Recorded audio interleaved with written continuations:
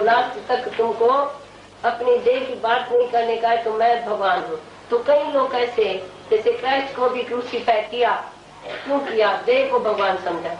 लोगों ने समझा होगा, शायद खुद होवे, पर लोगों ने समझा ये देह को भगवान समझता है, ऐसे कैसे होगा? तो एक उसका शिष्य नहीं निकला आत्मा में जो उसको बैठ के माया से छुड़ाए, फांसी से छुड़ाए। ये समझना, तुमको बोलना चाहिए तो ये भगवान है, मैं न बोलूं मैं भगवान हूँ। ये भगवान बोलने से क्या हुआ? मैं भगवान थोड़ी हो गया। पर जब भी तुमको आत्मा की निष्ठा होगी तू बोलने के सिवा रह नहीं सकेगा। बोलेगा जिसने हमको जगाया वो भगवान है। जो तुमको जगाए ना और तुम बोले ये भगवान है, और तुमको गुरु बार बार बोले कि देह को भगवान नहीं समझना। इसमें भी कई आदमी बीमार हो जाते हैं, जो देह को, आदम को खुदा मत कहो, आदम खुदा नहीं, लेकिन खुदा के नूर से जुदा नहीं। ये तुम्हारा भगवान है सामने, तो तू अपने देह को भगवान समझेगा तो कितना अर्थ का अनर्थ होगा। इसीलिए अर्थ का अनर्थ नहीं करने का है और पूरी बात समझने की है। जहाँ तक भगवान है तो भगवान ही है। तुम सब ये शरीर भी सेवा करेगा। जो सत्य है वो सत्य रहेगा, जो झूठ है वो झूठ रहेगा। तो निर्णय कर देना चाहिए। तो दुनिया में एक ही सत्य आत्मा है, बाकी सब मिथ्या है। तो भगवान तुम किसको बोलते हैं? पहले तुम आसमान में बोला, मंदिर में बोला, पर गुरु को बोला, पर अपने को नहीं जाना। आज द्रौपदी भगवान को पुकारती है, मथुरा वासी आ जाओ, वृंदावन वासी आ जाओ। भगवान बोलता है तो मैं तो तेरे सारी नहीं हूँ। मैं कहाँ नहीं हूँ? मैं तेरे सारी में भी हूँ, तो सारी भर गई ना। अभी अजीब खेल देखो, तो सारी भगवान हो गई, सारी में भी भगवान बैठ गया। घटघटवासी था, सारी भर गई, उसकी इज्जत बच गई। ऐसे तुम देखो तो बराबर भगवान घटघटवासी देखेगा या विजिबल भगवान देखेगा या देह को भगवान बोलेगा। बिल्कुल घटघटवासी जब तक तुमने नहीं देखा तो तुमने भी भगवान नहीं पाया।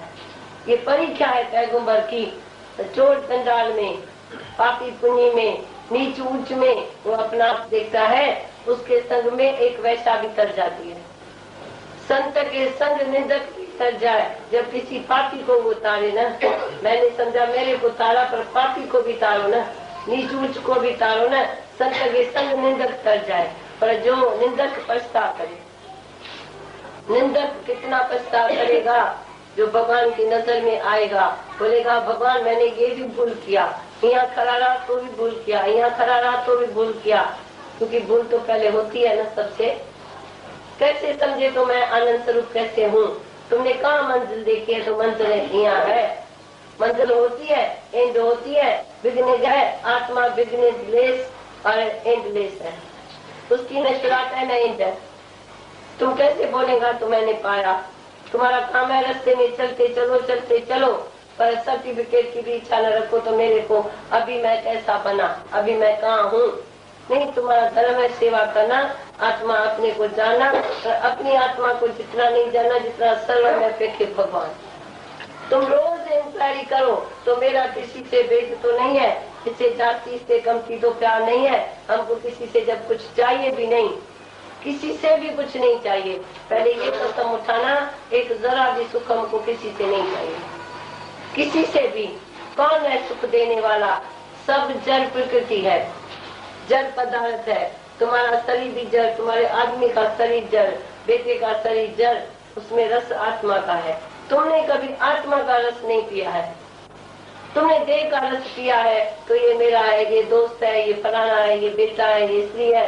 पर कभी आत्मा का रस तुमने आत्म रस नहीं पिया है। आत्म रस तब पिएगा जब तुम किसी के देह से प्यार नहीं करेगा, सबके देह को उड़ा दिएगा। बोलेगा तू कौन लगता है मेरा? जो तू है सो मैं हूँ ना।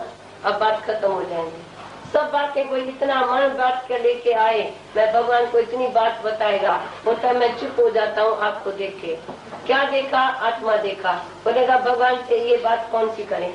सब तो मिथ्या है ना, सब शब्द में विकार है, सब शब्द बेमाना है, सब शब्द है। कोई भी तू शब्द बोलेगा हम तुम्हारे जुबान को काटेगा। तुमने दूसरे की निंदा क्यों किया? दूसरे को कम समझा, अपने को जाति समझा।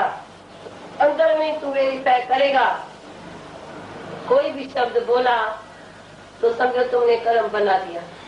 कोई भी दृश्य देखा कर्म बना दिया। तो तुम्हारे अंदर खुद ही हमारे सामने घुटन आ जाएगी। तो भगवान को ये नीच बात कैसे बताएं। वैसे तुम नीच नीच करके तुम सब शब्द से ऊपर उठेगा, अपने से वेरीफाई करेगा। तो बस आत्मा के बोली के सवाय, ब्रह्म ज्ञान के बोली के सवाय सब बोली झूठी है।